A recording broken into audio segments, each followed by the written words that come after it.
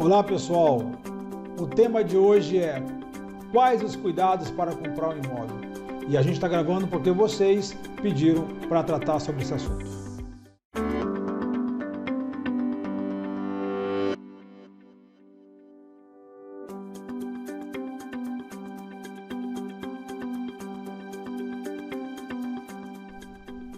Nessa questão, a gente tem que dividir, né, Rogério?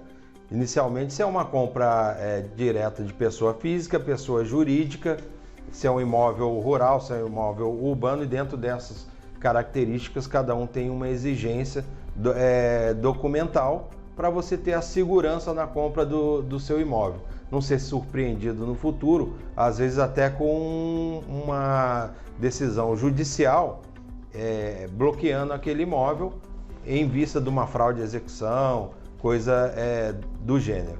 Então, principalmente quando a compra é feita por uma pessoa física, vai se exigir inicialmente os documentos pessoais, logicamente, CPF, RG, o estado civil, se é casado ou solteiro. Isso tem não tanta importância na compra da pessoa ser casado ou não, mas para quem está vendendo é fundamental se ter essa informação, uma vez que a legislação brasileira exige a outorga uxória, ou seja, o cônjuge tem que assinar em conjunto a venda do imóvel. Dentro dessa questão inicial, que são os documentos pessoais de quem está comprando, no caso da pessoa física, e hoje a gente vai se ater bastante na questão da compra por pessoa física, né, Rogério?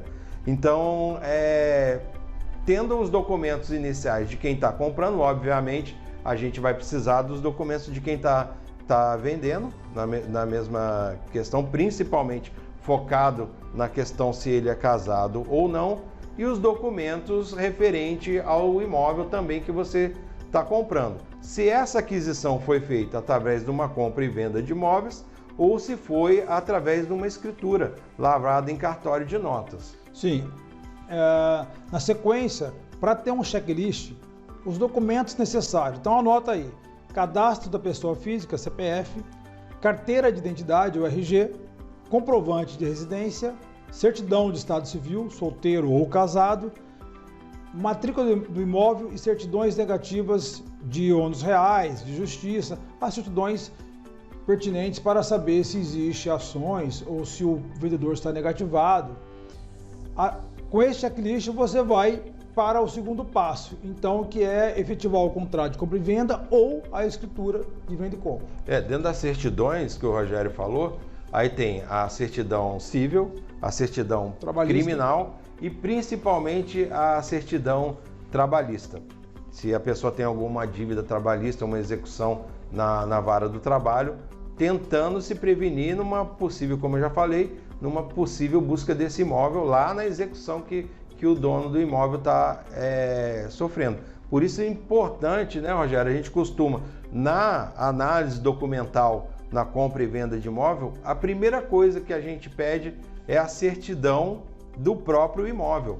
Certidão de inteiro teor, certidão de ônus, para ver se tem alguma dívida recaindo já em cima desse imóvel. Exatamente. Se os vendedores são empresários, aí mais fortemente é trabalhista. Da Receita Federal, para ver se a empresa está ok.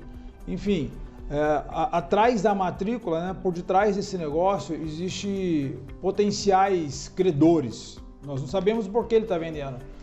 Uma vez que é colocado à venda, ou ele quer vender para comprar outro imóvel, ou quer vender para ter liquidez, ou então ele está querendo vender para fugir de um problema que possa recair sobre o imóvel. Aí a cautela, o cuidado de não se ater apenas à matrícula do imóvel, mas também, num caráter de boa-fé de quem compra, né, fazer as análises prévias das certidões e assim efetivar uma compra com bastante tranquilidade. Outra questão também, dentro das certidões, é saber as dívidas fiscais do imóvel. Então você pede uma certidão na prefeitura, se tem dívida de IPTU, contribuição de melhoria, certidão também junto, na verdade na certidão, uma declaração no caso de condomínio, se há dívida condominial também, se essa pessoa não tem dívida junto ao condomínio. E essas são algumas certidões, as mais importantes, na verdade, que deve ser exigida. Um fato interessante, depois de superar a etapa de levantamento de débitos, possíveis débitos, é entender que se houver débito, isso não impede a compra. Óbvio, se o débito for menor que o valor do imóvel, talvez negociar com o credor e, ao invés de pagar ao vendedor, faz um documento de anuência e paga direto ao credor, se isso for possível. A necessidade de estar acompanhado de um advogado são por esses motivos. O campo visual do advogado sobre questões pertinentes aos documentos imobiliários é muito abrangente e ele pode assessorar de uma maneira muito confortável uma compra segura, uma transação imobiliária segura. Existe também a possibilidade, na compra e venda, se o imóvel tiver um valor abaixo de 30 salários mínimos, ser feita através de contrato de compra e venda. E o contrato de compra e venda abaixo de 30 salários mínimos pode ser levado diretamente a registro, aí não há necessidade da escritura. Porém, acima de 30 salários mínimos é obrigatório a lavratura da escritura pública, né, Rogério? Exatamente. Esse contrato ele tem força de escritura pública. Ele transfere titularidade dentro do cartório de registro.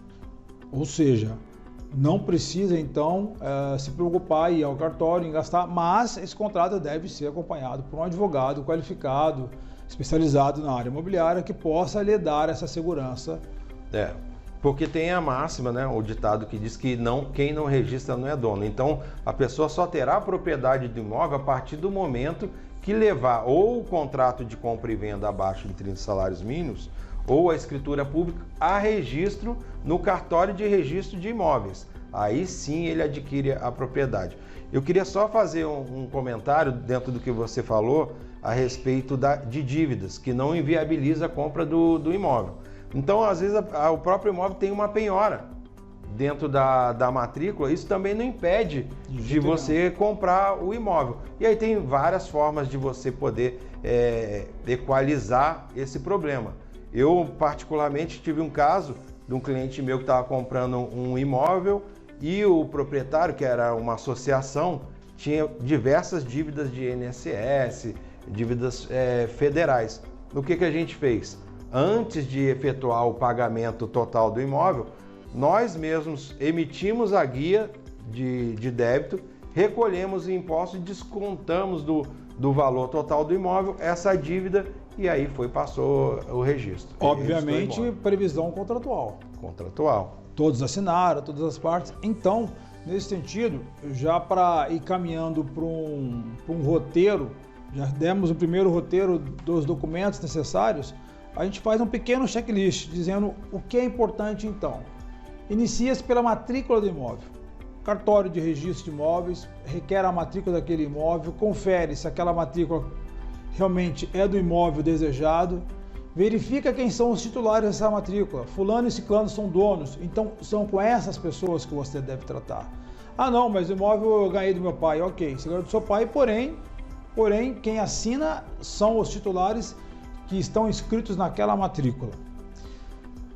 Levantando essa matrícula imobiliária, descobrindo quem são os verdadeiros proprietários, proprietário da coisa, proprietário real, do direito real, a gente inicia a busca das certidões, como o Alex acabou de falar, o doutor Alex acabou de falar, que são as certidões de ônus reais, certidão de ações reais, pessoais, certidões negativas de bens, impostos, Receita Federal, condominiais, IPTU. Fechou esse leque, você verifica o que tem, ele acabou de dizer, mapeou, tem penhora, não tem penhora, tem alguma dívida, não inviabiliza, poderá ser objeto de negociação, monta-se um contrato, né, um pré-contrato, faz os pagamentos que serão necessários, caso existam débitos, e assim paga os vendedores, vai a cartório, gera a escritura de compra e venda, faz uma venda perfeita, bem acabada, sem problemas e nem consequências posteriores. É isso aí. E a questão que você falou, identificar realmente quem é o proprietário, para ver se ele tem a capacidade jurídica de fazer aquela venda, aquela transação.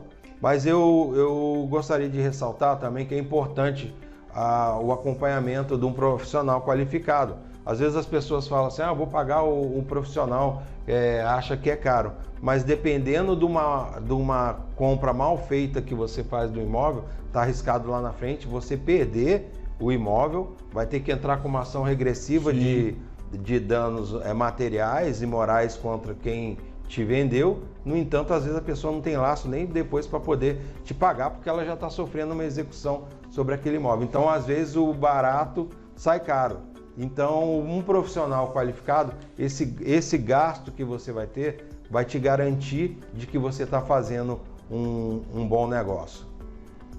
Esse era o nosso vídeo de hoje. A gente quis fazer um roteirinho dentro das possibilidades de compra e venda de um imóvel. Para quem tem dúvida, não sabe nem por onde começar, se vê esse nosso vídeo aqui, já vai ter uma grande noção dos documentos que precisa, e aí procure um profissional da sua confiança para poder fazer o acompanhamento dessa transação imobiliária.